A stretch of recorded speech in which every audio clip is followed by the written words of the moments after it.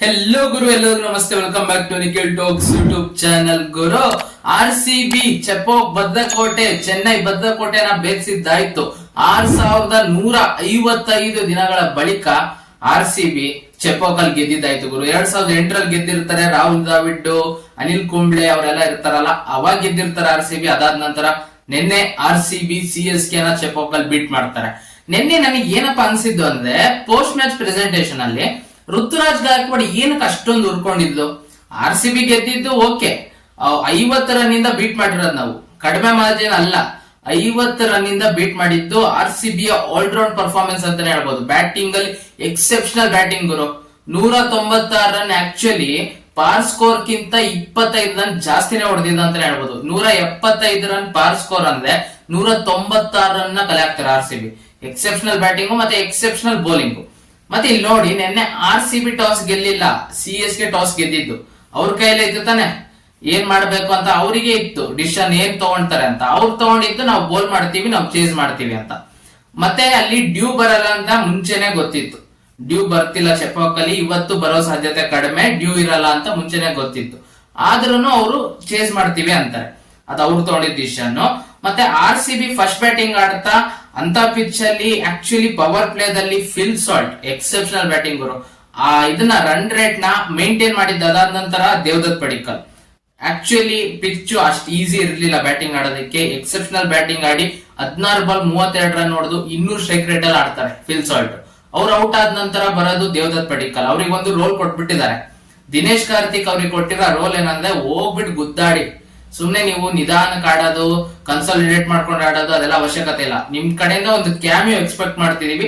14 ball 30 ಆ ತರ ಬಂದನು ಸಾಕು. ನೀವು ಔಟ್ ಆದ್ರೂ ಏನು ನಿಮಗೆ ಚಿಂತೆ ಇಲ್ಲ, ನೀವು ಹೋಗ್ಬಿಟ್ಟು ಬೀಸಿ ಅಷ್ಟೇ. ಔಟ್ ಆದ್ರೂ ಏನೂ ತೊಂದರೆ ಇಲ್ಲ ಅಂತ ಆ ತರ ಫ್ರೀಡಮ್ ಕೊಟ್ಟಿದ್ದಾರೆ ದೇವದತ್ ಪಡಿಕ್ಕಲ್ ಅವರಿಗೆ. ಲಾಸ್ಟ್ ಮ್ಯಾಚ್ ಅಲ್ಲೂ ಕೂಡ ಕೋಲ್ಕತಾ ನೈಟ್ ರೈಡರ್ಸ್ ವಿರುದ್ಧ ಒಂದು 4 ಹೊಡಿತಾರೆ ಸುನಿಲ್ ನಾರಾಯಣ್ ಅವರಿಗೆ. ಹೊಡೆಯಕ್ ಹೋಗ್ಬಿಟ್ಟೆ ಔಟ್ ಆಗಿದ್ದ ಆ ಮ್ಯಾಚ್ ಅಲ್ಲಿ. 10 ಬಾಲ್ 10 ರನ್ ಹೊಡಿತಾರೆ.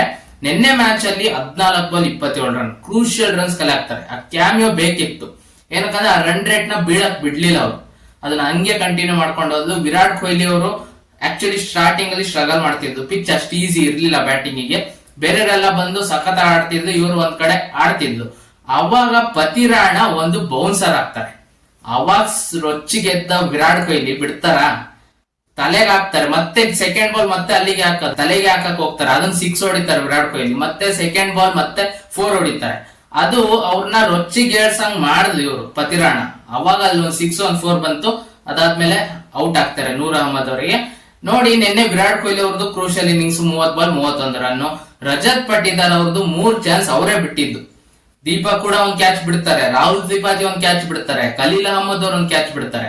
3 ಕ್ಯಾಚ್ ಬಿಡ್ತಾರೆ. 17 ರನ್ 19 ರನ್ 20 ರನ್ ಅಲ್ಲಿ ಇರಾಗ ಅದೇ ಕ್ರೂಷಿಯಲ್ ಆಗಿದ್ದು ಅಂತ ಹೇಳ್ಬೋದು ನಿನ್ನೆ CSK ಗೆ. ಇವರು ಸ್ಪಿನ್ನರ್ಸ್ ಗೆ ಸಖತ್ತಾಗಿ ಆಡ್ತಾರೆ ಅಂತ ಗೊತ್ತಿತ್ತು, ಚಾನ್ಸ್ ತಗೊಳ್ತಾರೆ. ಸ್ಪಿನ್ನರ್ಸ್ ಬಂದಾಗ ಇವರು ರೋಲ್ ಏನಂದ್ರೆ ಆದಷ್ಟು ರನ್ ನ ಕಲೆ ಹಾಕ್ಬೇಕು. ಏನಂದ್ರೆ ಇವ್ರು ಸ್ಟ್ರೈಕ್ ರೇಟ್ ಅದೇ ತರ ಇದೆ ಸ್ಪಿನ್ನರ್ಸ್ ಗೆ, 196 197 ಅದೇ ತರ ಕಲೆ ಹಾಕೋದು, ಸಖತ್ತಾಗಿ ಬ್ಯಾಟಿಂಗ್ ಆಡೋದು. ರಜತ್ ಪಟ್ಟಿದಾರ್ ಮತ್ತೆ ಕೊಹ್ಲಿ ಅವ್ರು ಆಡುವಾಗ ಕೊಹ್ಲಿ ಅವ್ರು ಔಟ್ ಆಗ್ತಾರೆ. ಅದಾದ ನಂತರ ಬರೋದು ಲಿವಿಂಗ್ ಸ್ಟೋನ್. ಅವರು ಕೂಡ ಒಂದು 6 ಹೊಡೆದ್ಬಿಟ್ಟು ಔಟ್ ಆಗ್ತಾರೆ ನೂರ್ ಅಹಮದ್ ಅವರಿಗೆ. ಅದು ಸ್ಲೋ ಮಾಡ್ಬಿಡ್ತಾರೆ ಬಾಲ್. ಆದಷ್ಟು ಸ್ಲೋ ಆಗದಷ್ಟು ಈ ಪಿಚ್ ಅಲ್ಲಿ ಹೆಲ್ಪ್ ಇದೆ ಅಂತ ಗೊತ್ತಾಗುತ್ತೆ. ನೂರ್ ಅಹಮದ್ ಅವರು ವಿಕೆಟ್ ತಗೊಳ್ತಾರೆ. ಅದಾದ ನಂತರ ಬರೋದು ಜಿತೇಶ್ ಶರ್ಮಾ. ಅವರು ಕೂಡ 6 ಬಾಲ್ 12 ಸಖತ್ತಾಗಿ ಆಡೋದು ಬ್ಯಾಟಿಂಗು. ಆಮೇಲೆ ಅವ್ರು ವಿಕೆಟ್ ಒಪ್ಸಿದ್ದಾದ್ಮೇಲೆ ರಜತ್ ಪಟ್ಟಿದಾರ್ ಮತ್ತೆ ಟಿಮ್ ಡೇವಿಡ್ ಅವರು ಇರ್ತಾರೆ. ರಜತ್ ಪಟ್ಟಿದಾರ್ ಅವರು ಪತಿರಾಣ ಹೊಡೆಕ್ ಹೋಗಿ ಔಟ್ ಆಗ್ತಾರೆ, ಈಸಿ ಕ್ಯಾಚ್ ಅದು. ಅದಾದ ನಂತರ ಆ ಓವರ್ ಅಲ್ಲಿ ಅಂದ್ರೆ 19ನೇ ಓವರ್ ಅಲ್ಲಿ ಕೇವಲ 1 ರನ್ ಬರೋದು, ಒಂದು ವೈಡ್. ಮತ್ತೆ ಲಾಸ್ಟ್ ಓವರ್ ಅಲ್ಲಿ ಫಸ್ಟ್ 2 ಬಾಲ್ ಡಾಟ್ ಬಾಲ್. 19ನೇ over last ball Bhuvneshwar Kumar actually ಅಲ್ಲಿ ಒಂದು ಸಿಂಗಲ್ ತಗೊಂಬೋದಿತ್ತು. ಟಿಮ್ ಡೇವಿಡ್ ಅವ್ರು ಬೇಡ ಅಂತಾರೆ, ನೆಕ್ಸ್ಟ್ ಓವರ್ ನಾನು ಸ್ಟ್ರೈಕ್ ಅಲ್ಲಿ ಇಟ್ಕೊಳ್ತೀನಿ, ನಾನು ಮ್ಯಾಕ್ಸಿಮೈಸ್ ಮಾಡ್ತೀನಿ ಲಾಸ್ಟ್ ಓವರ್ ಅಂತ. First 2 ball dot Sam Karan. ಅದಾದ ನಂತರ 3 6 ಹೊಡಿತಾರೆ. ಅದೇನ್ ಲಾಸ್ಟ್ 2 ಓವರ್ ಅಲ್ಲಿ ರನ್ಸ್ ಬರ್ತಿಲ್ಲ ಅಂತ ಅಂತಿದ್ವಲ್ಲ, ಅದೆಲ್ಲ ಬಂದ್ಬಿಡ್ತಲ್ಲ. 3 6 ಹೊಡಿತಾರೆ, ಮತ್ತೆ ಒಂದು ವೈಡ್ ಆಗುತ್ತೆ. ಲಾಸ್ಟ್ ಬಾಲ್ ಅದೊಂದು ಕೇಳ್ತಾರೆ ರಿವ್ಯೂ, ಅದು ವೈಡ್ ಆಗಿರಲ್ಲ. ಟೋಟಲಿ ಲಾಸ್ಟ್ ಓವರ್ ಅಲ್ಲಿ 19 ರನ್ ಬರುತ್ತೆ. ಅಲ್ಲಿಗೆ RCB ಸ್ಕೋರ್ 196 ರನ್, ಅಂದ್ರೆ ಪಾರ್ ಸ್ಕೋರ್ ಗಿಂತ 22-25 ರನ್ ಜಾಸ್ತಿನೇ ಹೊಡೆದಿದ್ದಾರೆ. 170 ಪಾರ್ ಸ್ಕೋರ್ ಅಂದ್ರೆ 170 175, ಇವ್ರು ಹೊಡೆದಿದ್ದು 196. 197 ರನ್ ಚೇಸ್ ಮಾಡ್ತಾರ CSK ಅನ್ನುವಾಗ RCB ಯ ಪವರ್ ಪ್ಲೇ ಬೌಲಿಂಗ್ ಅಂತೂ ಎಕ್ಸೆಪ್ಷನಲ್. ನೋಡಿ, first over Bhuvneshwar Kumar start ಮಾಡ್ತಾರೆ. ಫಸ್ಟ್ ಓವರ್ ಅಲ್ಲಿ 7 ರನ್ ಕನ್ಸಿಡರ್ ಮಾಡೋದು. ಅವ್ರದ್ದು ಇದು ನಿನ್ನೆ ಡೆಬ್ಯೂ ಮ್ಯಾಚ್ RCBಗೆ 2008 2009 ಆ ಪೀರಿಯಡ್ ಅಲ್ಲಿ RCBಗೆ ಇದ್ದು ಅದು ಒಂದ್ ಮ್ಯಾಚ್ ಆಡಿರಲ್ಲ. ನಿನ್ನೆ RCBಗೆ ಡೆಬ್ಯೂ ಮಾಡಿದ್ದು ಭುವನೇಶ್ವರ್ ಕುಮಾರ್ ಅವರು. ಫಸ್ಟ್ ಓವರ್ ಅಲ್ಲಿ 7 ರನ್ ಕನ್ಸೀಡ್ ಮಾಡೋದು. ಸೆಕೆಂಡ್ ಓವರ್ ಹೇಸಲ್ವುಡ್, ಆ ಓವರ್ ಅಲ್ಲಿ 2 ವಿಕೆಟ್ ಬರುತ್ತೆ. ರಾಹುಲ್ ತ್ರಿಪಾಠಿ ಅವ್ರದ್ದು ಮತ್ತೆ ಋತುರಾಜ್ ಗಾಯಕ್ವಾಡ್ ಅವ್ರದ್ದು ಒಂದೇ ಓವರ್ ಅಲ್ಲಿ 2 ವಿಕೆಟ್ ತಗೊಳ್ತಾರೆ. ಪವರ್ ಪ್ಲೇದಲ್ಲಿ ರನ್ಸೇ ಬರಲ್ಲ ಗುರು. CSK 30 running 3 wicket. ದೀಪಕ್ ಕೂಡ ಒಬ್ರು ಔಟ್ ಆಗ್ತಾರೆ, ಅದು ರಿವ್ಯೂ ತಗೊಳ್ತಾರೆ. ಅಂದ್ರೆ ವಿರಾಟ್ ಕೊಹ್ಲಿ ಅವರಿಗೆ ಅದು ಪಕ್ಕಾ ಗೊತ್ತಿತ್ತು ಅದು ಔಟ್ ಆಗಿದೆ ಅಂತ. ಅವರೇ ಹೇಳೋದು ರಜತ್ ಪಟ್ಟಿದಾರ್ ಅವರಿಗೆ ರಿವ್ಯೂ ತಗೊಳ್ಳಿ ಅಂತ. ರಿವ್ಯೂ ತಗೊಳ್ತಾರೆ, ಅದು ಔಟ್. 6 ಓವರಿಗೆ 30 ರನ್ 3 ವಿಕೆಟ್ ಕಳ್ಕೊಳ್ತಾರೆ. ಅಲ್ಲಿಂದ 197 ರನ್ ಚೇಸ್ ಮಾಡ್ಬೇಕಂದ್ರೆ ಎಕ್ಸೆಪ್ಷನಲ್ ಬ್ಯಾಟಿಂಗ್ ಆಡ್ಬೇಕು. RCB ಸ್ಪಿನ್ನರ್ಸ್ ಸಖತ್ತಾಗಿ ಮಾಡೋದು. ನಿನ್ನೆ ಸುಯಾಶ್ ಶರ್ಮಾ ಜಾಸ್ತಿ ರನ್ಸ್ ನ ಕನ್ಸಿಡ್ ಮಾಡ್ಲಿಲ್ಲ. ಲಿವಿಂಗ್ ಸ್ಟೋನ್ ಕ್ರೂಷಿಯಲ್ 2 ವಿಕೆಟ್ ತೆಗೆದುಕೊಟ್ರು. ಬ್ಯಾಟಿಂಗ್ ಇಂದ ಅಷ್ಟೇನು ಕಾಂಟ್ರಿಬ್ಯೂಷನ್ ಇಲ್ಲ ಅಂದ್ರೂ ಕೂಡ ಬೌಲಿಂಗ್ ಅಲ್ಲಿ ನಿನ್ನೆ ಎಕ್ಸೆಪ್ಷನಲ್ ಆಗಿ ಮಾಡಿದ್ದು ಲಿವಿಂಗ್ ಸ್ಟೋನ್. ಕೃಣಾಲ್ ಪಾಂಡ್ಯ ನಿನ್ನೆ 15ನೇ ಓವರ್ ಅಲ್ಲಿ ಫಸ್ಟ್ ಓವರ್ ಬೌಲಿಂಗ್ ಮಾಡ್ತಿದ್ದಾರೆ. ಅವರು ಫಸ್ಟ್ ಮ್ಯಾಚ್ ಅಲ್ಲಿ ಕೋಲ್ಕತಾ ನೈಟ್ ರೈಡರ್ಸ್ ವಿರುದ್ಧ ಒಳ್ಳೆ ಬೌಲರ್, ಸಖತ್ತಾಗಿ ಬೌಲಿಂಗ್ ಮಾಡಿದ್ದಂತ ಬೌಲರ್ ಅವ್ರು 15ನೇ ಓವರ್ ಬೌಲಿಂಗ್ ಮಾಡ್ತಿದ್ದಾರೆ. ಅಂದ್ರೆ ನೋಡಿ RCB ಕಡೆ ಯಾವ ತರ ಬೌಲಿಂಗ್ ಇದೆ ಅಂತ. ಈ ತರ ಟೀಮ್ ನಾವು RCB ಯಾವತ್ತೂ ನೋಡಿರ್ಲಿಲ್ಲ. ಬ್ಯಾಟಿಂಗ್ ಅಲ್ಲೂ ಡೆಪ್ತ್ ಇದೆ, ಬೌಲಿಂಗ್ ಅಂತೂ ಎಕ್ಸೆಪ್ಷನಲ್. ಹೇಸಲ್ವುಡ್ ಮತ್ತೆ ಭುವನೇಶ್ವರ್ ಕುಮಾರ್ ಪವರ್ ಪ್ಲೇದಲ್ಲಿ ಆಲ್ಮೋಸ್ಟ್ ಮುಗಿಸ್ಬಿಡ್ತಾರೆ ಬ್ಯಾಟರ್ಸ್ ನ. ರನ್ಸೇ ಕೊಡಲ್ಲ. ಪವರ್ ಪ್ಲೇದಲ್ಲಿ ರನ್ಸ್ ಕೊಟ್ಟಿಲ್ಲ ಅಂದ್ರೆ ಮಿಡ್ಲ್ ಓವರ್ಸ್ ಅಲ್ಲಿ ಸ್ಟ್ರಗಲ್ ಮಾಡ್ತಾರೆ. ಮಿಡ್ಲ್ ಓವರ್ಸ್ ಅಲ್ಲಿ ಹೊಡಿಲೇಬೇಕು ಅಂತ ಹೋಗ್ತಾರೆ, ಔಟ್ ಆಗ್ತಾರೆ. ಮಿಡ್ಲ್ ಓವರ್ಸ್ ಅಲ್ಲಿ ಏನ್ ಕಡಿಮೆನಾ, ಎಷ್ಟು ದಾಡ್ ಬರ್ತಾರೆ. ಮತ್ತೆ ಸ್ಪಿನ್ನರ್ಸ್ ಕೃಣಾಲ್ ಪಾಂಡ್ಯ, ಸುಯಾಶ್ ಶರ್ಮಾ, ಮತ್ತೆ ನಿನ್ನೆ ಚೆಪಾಕ್ ಪಿಚ್ ಅಲ್ಲಂತೂ ಲಿವಿಂಗ್ ಸ್ಟೋನ್ ಬೇಕೇ ಬೇಕಿತ್ತು. ಆ ಕಡೆ ಜಾಸ್ತಿ ಲೆಫ್ಟ್ ಹ್ಯಾಂಡರ್ಸ್ ಇದಾರೆ ಅಂತ ಅವರು ಸಖತ್ತಾಗಿ ಮಾಡುದು. ಎಂತ ಬೌಲಿಂಗ್ RCBದು. ನಿನ್ನೆ RCB ಬ್ಯಾಟಿಂಗ್ ಮತ್ತೆ ಬೌಲಿಂಗ್ ಎರಡೂ ಕೂಡ ಎಕ್ಸೆಪ್ಷನಲ್ ಆಗಿತ್ತು.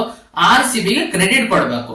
ಕೊನೆಗೆ 60-65 ರನ್ ಇಂದ ಗೆಲ್ತಾರೆ ಅನ್ನುವಾಗ ಅದನ್ನ 50 ರನ್ ಮಾರ್ಜಿನ್ ಇಂದ ಗೆದ್ದಿದ್ದಾರೆ CSK. ಅದೇನು ಹ್ಯೂಜ್ ಮಾರ್ಜಿನ್ ಇಂದಾನೆ ಸೋತಿರೋ CSK, ಲೆಸ್ ಮಾರ್ಜಿನ್ ಇಂದ ಏನು ಸೋತಿಲ್ಲ. ಹ್ಯೂಜ್ ಮಾರ್ಜಿನ್ 50 ರನ್ ಮಾರ್ಜಿನ್ ಅಂದ್ರೆ ಚೆಪಾಕ್ ಅಂತ ಪಿಚ್ ಅಲ್ಲಿ. ಚೆಪಾಕ್ ಅಂತ pitch slow pitch, almost close ಆಗಿ ಬರೋದು ಮ್ಯಾಚ್. ಅಂತ ಪಿಚ್ ಅಲ್ಲಿ 50 ರನ್ ಇಂದ ಸೋತಿದ್ದಾರೆ.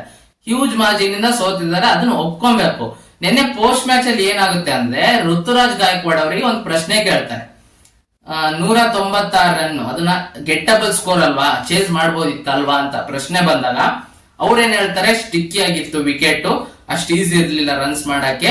ನೋಡಿ ಅಷ್ಟೇನ್ ವ್ಯತ್ಯಾಸ ಆಗಲ್ಲ ಫಸ್ಟ್ ಇನ್ನಿಂಗ್ಸ್ ಸೆಕೆಂಡ್ ಇನ್ನಿಂಗ್ಸ್ ಗೆ. ಅವ್ರು ಹಿಡಿತು ಅಂದ್ರೆ ಅವರು ಎಲ್ಲೂ ಕೂಡ RCB ಬೌಲರ್ಸ್ ಆ ತರ ಮಾಡೋದು, RCB ಬ್ಯಾಟರ್ಸ್ ಎಕ್ಸೆಪ್ಷನಲ್ ಬ್ಯಾಟಿಂಗ್ ಮಾಡೋದು, ಆ ತರ RCB ಎಲ್ಲೂ ಕ್ರೆಡಿಟ್ ಕೊಡ್ಲಿಲ್ಲ.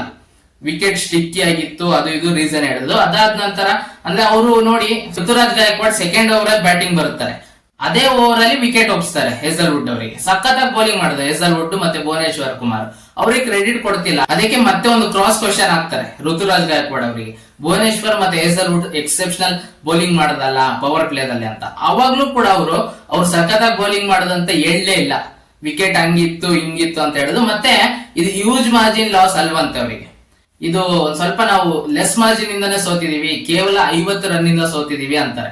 ಹ್ಯೂಜ್ ಮಾರ್ಜಿನ್ ಇಂದ ಸೋತಿರೋದು. 50 ರನ್ ಏನ್ ಕಡಿಮೆನಾ? ಅದು T20 ಅಲ್ಲಿ ಇಂತ IPL ಅಲ್ಲಿ 50 ರನ್ ಹ್ಯೂಜ್ ಮಾರ್ಜಿನ್. ಅವರು ಕಡಿಮೆ ಮಾರ್ಜಿನ್ ಇಂದ ಸೋತಿದೀವಿ ಅಂತಾರೆ. ಮತ್ತೆ ಇನ್ನೊಂದು ಪ್ರಶ್ನೆ ಬರುತ್ತೆ, ನಿಮ್ ಫೀಲ್ಡಿಂಗು ತುಂಬಾ ವರ್ಸ್ಟ್ ಆಗಿತ್ತು, 3 ಕ್ಯಾಚ್ ಬಿಡ್ತೀರಾ ರಜತ್ ಪಟ್ಟಿದಾರ್ ಅವ್ರದ್ದು, ಅದಕ್ಕೆ ಒಪ್ಕೊಂತಾರೆ. ನಾವು ಫೀಲ್ಡಿಂಗ್ ಸರಿಯಾಗಿ ಮಾಡ್ಲಿಲ್ಲ, ಅದೊಂದು ಒಪ್ಕೊಂತಾರೆ. RCBಗೆ ಎಲ್ಲೂ ಕ್ರೆಡಿಟ್ ಕೊಡಲ್ಲ. ಅಂದ್ರೆ ಅಷ್ಟೊಂದು ಉರ್ಕೊಂಡಿದ್ದು ಗುರು. ನಿನ್ನೆ ಪೋಸ್ಟ್ ಮ್ಯಾಚ್ ಅಲ್ಲಿ ಮಾತಾಡಿದ್ದಲ್ಲೇ ಗೊತ್ತಾಗ್ತಿತ್ತು, ಉರ್ಕೊಂಡಿದ್ದು ಅವರು ನಿನ್ನೆ. ಮತ್ತೆ ಅವ್ರು ಬ್ಯಾಟಿಂಗ್ ಇಂದ ರನ್ಸ್ ಬರ್ತಿರ್ಲಿಲ್ಲ. ಶಿವಮ್ ದುಬೆ ಸ್ಪಿನ್ನರ್ಸ್ ಗೆ ಸಖತ್ತಾಗಿ ಆಡ್ತಾರೆ ಅನ್ನುವಾಗ ಅವ್ರು ಬರೇ ಕೇವಲ 1-2 ಸಿಕ್ಸ್ ಹೊಡಿತಾರೆ ಅಷ್ಟೇ. ಅದ್ ಬಿಟ್ರೆ RCB ಬೌಲಿಂಗ್ ಸೆಕೆಂಡ್ ಇನ್ನಿಂಗ್ಸ್ ನೋಡ್ತಿದ್ರೆ ಚೆನ್ನೈ ಸೂಪರ್ ಕಿಂಗ್ಸ್ ಇದೇನು ಟೆಸ್ಟ್ ಮ್ಯಾಚ್ ಆಡ್ತಿದಾರ T20 ಆಡ್ತಿದಾರ ಅನ್ನೋದೇ ಗೊತ್ತಾಗ್ಲಿಲ್ಲ. ಸಖತ್ತಾಗಿ ಮಾಡೋದು. ಏನ್ ಪಿಚ್ ಏನ್ ಅಷ್ಟೇನ್ ವ್ಯತ್ಯಾಸ ಆಗಲ್ಲ ಬರು ಫಸ್ಟ್ ಇನ್ನಿಂಗ್ಸ್ ಸೆಕೆಂಡ್ ಇನ್ನಿಂಗ್ಸ್ ಗೆ. RCB ಬೌಲಿಂಗ್ ಎಕ್ಸೆಪ್ಷನಲ್ ಆಗಿತ್ತು, ಮತ್ತೆ ಬ್ಯಾಟಿಂಗ್ ಸಖತ್ತಾಗಿತ್ತು. ಮತ್ತೆ ಅವರೇ ಚಾನ್ಸಸ್ ಕೊಟ್ಟಿದ್ದಾರೆ. 3 ಕ್ಯಾಚ್ ಬಿಡ್ತಾರೆ ರಜತ್ ಪಟ್ಟಿದಾರ್. ಅವ್ರು ಬಿಡ್ತಾರ? 50 ರನ್ ಮಾಡಿದ್ರು ನಿನ್ನೆ ರಜತ್ ಪಟ್ಟಿದಾರ್ ಅವ್ರು. 51 ರನ್ ಮಾಡಿದಾಗ ಔಟ್ ಆಗ್ತಾರೆ. ಸಖತ್ತಾಗಿತ್ತು ನಿನ್ನೆ RCBದಂತೂ. ನೋಡಿ ಇನ್ಮೇಲೆ ಚೆಪಾಕು ಬದ್ಧಕೋಟೆ RCB ಗೆಲ್ಲಕ್ಕಾಗಲ್ಲ, ಅದೆಲ್ಲ ಮುಗೀತು. ಸಖತ್ತಾಗಿ ಟೀಮ್ ಮಾಡಿದ್ದಾರೆ. ಇನ್ಮೇಲಿಂದ RCB ಇಂತ ಪಿಚ್ಚು ಅದು ಕಷ್ಟ, ಇದು ಹಂಗೆ ಇಷ್ಟು ಹೊಡೆದು ಹೊಡ್ಸ್ಕೊಳ್ತಾರೆ ಅದೆಲ್ಲ ಇಲ್ಲ. ಬೌಲಿಂಗು ಸಖತ್ತಾಗಿದೆ, ಬ್ಯಾಟಿಂಗು ಸಖತ್ತಾಗಿದೆ. ಮತ್ತೆ RCB ಚೇಸೇ ಮಾಡ್ಬೇಕು ಅನ್ನೋದೇನಿಲ್ಲ. ಡ್ಯೂ ಇದ್ರೆ ಚೇಸ್ ಮಾಡೋದು ಒಳ್ಳೇದಾಗುತ್ತೆ. ಅದೊಂದು ಬಿಟ್ರೆ ಡ್ಯೂ ಇದ್ದು ಕೂಡ ಒಂದು ಬಾಲ್ ತಗೊಬಹುದು 10 ಓವರ್ ಆದ್ಮೇಲೆ. ಅದೊಂದು ಅವೈಲಬಿಲಿಟಿ ಇರೋದ್ರಿಂದ ಒಂದು ಎಕ್ಸ್ಟ್ರಾ ಬಾಲ್ RCBಗೆ ಇದೇನ್ ತೊಂದರೆ ಆಗಲ್ಲ. ನನಗೆ ಏನ್ ಟಾಸ್ ಸೋತದನು ಪರವಾಗಿಲ್ಲ, RCB ಮ್ಯಾಚ್ ಗೆಲ್ತಾರೆ ಅನ್ನೋ ತರ ಟೀಮ್ ಫಾರ್ಮ್ ಮಾಡಿದ್ದಾರೆ. ಸಖತ್ತಾಗಿತ್ತು ನಿನ್ನೆ R C B performance. C S K ಅವರು ಅಷ್ಟೇ ಉರ್ಕೊಂಡಿದ್ದಾರೆ ಅಂತಾನೆ ಹೇಳ್ಬೋದು ನಿನ್ನೆ ಮ್ಯಾಚ್ ಅಲ್ಲಿ. ಮತ್ತೆ ನಿನ್ನೆ ಸಿ ಎಸ್ ಕೆ ಅವ್ರು ಮಾಡಿದ್ ಎಲ್ಲಿ ಬ್ಲಂಡರ್ ಅಂತ ಕಾಣಿಸಿದ್ದು ಅಂದ್ರೆ ರವಿ ಅಶ್ವಿನ್ ಅವ್ರನ್ನ ಧೋನಿ ಅವ್ರಕ್ಕಿಂತ ಮುಂಚೆ ಕಳಿಸ್ತಾರೆ. ಆಲ್ಮೋಸ್ಟ್ ಮ್ಯಾಚ್ ಹೋಗಿತ್ತು ಬಿಡಿ, ಅಲ್ಲಿಂದ ಕಮ್ ಬ್ಯಾಕ್ ಮಾಡಕ್ ಆಗ್ತಿರ್ಲಿಲ್ಲ, ಸಿ ಎಸ್ ಕೆ ಗೆಲ್ಲಕ್ ಆಗ್ತಿರ್ಲಿಲ್ಲ. ಧೋನಿ ಅವರು ಅಶ್ವಿನ್ ಆದ್ಮೇಲೆ ಬರ್ತಾರೆ ಬ್ಯಾಟಿಂಗಿಗೆ. ಏನಕ್ಕೆ, ಏನ್ ರೀಸನ್ ಅದು ಆಕ್ಚುಲಿ ನಮಗೆ ಉತ್ತರನೇ ಸಿಗಲ್ಲ. ಧೋನಿ ಅವ್ರು ಯಾವಾಗ್ಲೂ ಕೂಡ ಕೊನೆಗೆ ಲಾಸ್ಟ್ 2 ಓವರ್ ಅಥವಾ ಲಾಸ್ಟ್ 1 ಓವರ್ ಇರುವಾಗ್ಲೇ ಬರೋದು. ನಿನ್ನೆ ಅಶ್ವಿನ್ ಕಿಂತ ಮುಂಚೆ ಬರ್ತಾರೆ ಅಂದ್ಕೊಂಡ್ರು, ಬರ್ಲಿಲ್ಲ. ಅಶ್ವಿನ್ ಔಟ್ ಆದ್ಮೇಲೆ ಬಂದಿದ್ದು. ಮತ್ತೆ ಜಡೇಜಾ ಅವರು ಕೊನೆಗೆ ಬಂದು ಎಷ್ಟಾಗುತ್ತೋ ಅಷ್ಟು ರನ್ಸ್ ನ ಕಲೆ ಹಾಕೋದು. ನಿನ್ನೆ ಅವರು ಎಕ್ಸ್ಪೆನ್ಸಿವ್ ಆದವರು 3 ಓವರ್ ಅಲ್ಲಿ 37 ರನ್ ಕೊಡ್ತಾರೆ. ಅವ್ರಿಗೆ 4 ಓವರ್ ಕಂಪ್ಲೀಟ್ ಸ್ಪೆಲ್ ಕೊಡಲ್ಲ. ಅಶ್ವಿನ್ ಅವರು ಕೂಡ ಕೇವಲ 2 ಓವರ್ ಬೌಲಿಂಗ್ ಮಾಡೋದು. ಅಂದ್ರೆ ರಜತ್ ಪಟಿದಾರ್ ಅವರು ಸಖತ್ತಾಗಿ ಆಡುದು ಅಂತಾನೆ ಹೇಳ್ಬೋದು. ಜಡೇಜಾ ಅವರು ಎಕ್ಸ್ಪೆನ್ಸಿವ್ ಆಗೋದ ಕಾರಣ ರಜತ್ ಪಟಿದಾರ್ ಅವರೇ ಹೊಡೆದಿದ್ದು ಜಡೇಜಾ ಅವರಿಗೆ. ನಿನ್ನೆ exceptional batting. R C B 6155 ದಿನಗಳ ಬಳಿಕ ಗೆದ್ದಾಯ್ತು ಚೆಪಾಕಲ್ಲಿ. 2008ರಲ್ಲಿ ಗೆದ್ದಿರ್ತೀವಿ, ಇವಾಗ 2025 ಗೆದ್ದಿದೀವಿ. ಈ ಸಲ 18 ಕಪ್ ನಮ್ದೆ, ಆ ತರನೇ ಕಾಣ್ತಿದೆ. ಟೀಮ್ ಸಖತ್ತಾಗಿದೆ. ಆರ್ ಸಿ ಬಿ ನಿನ್ನೆ ಆಡಿರೋ ಪರ್ಫಾರ್ಮೆನ್ಸ್ ನೋಡಿ ಸಿ ಎಸ್ ಕೆ ಅವರು ಉರ್ಕೊಂಡಿರೋದಂತೂ ನಿಜ. ಅದರಲ್ಲೂ C S K captain Ruturaj Gaikwad ಅವರಂತೂ ಉರ್ಕೊಂಡಿರೋದಂತೂ ಸತ್ಯ. ನಿನ್ನೆ ಪೋಸ್ಟ್ ಮ್ಯಾಚ್ ಪ್ರೆಸೆಂಟೇಷನ್ ನೋಡಿದ್ರೆ ನಿಮಗೆ ಗೊತ್ತಾಗುತ್ತೆ. ನಿಮಗೆ ಹೆಂಗ್ ಅನ್ಸ್ತು ನಿನ್ನೆ ಆರ್ ಸಿ ಬಿ ಯ ಪರ್ಫಾರ್ಮೆನ್ಸ್? ಹ್ಯೂಜ್ ಮಾರ್ಜಿನ್ ವಿಕ್ಟರಿ ಪಡ್ಕೊಂಡು ಇವಾಗ ಟಾಪ್ ಆಫ್ ದ ಟೇಬಲ್ ಅಲ್ಲಿ ಇದ್ದಾರೆ. 2 ಮ್ಯಾಚ್ ಗೆದ್ದು ನೆಟ್ ರನ್ ರೇಟ್ 2.7 ಏರಿದೆ.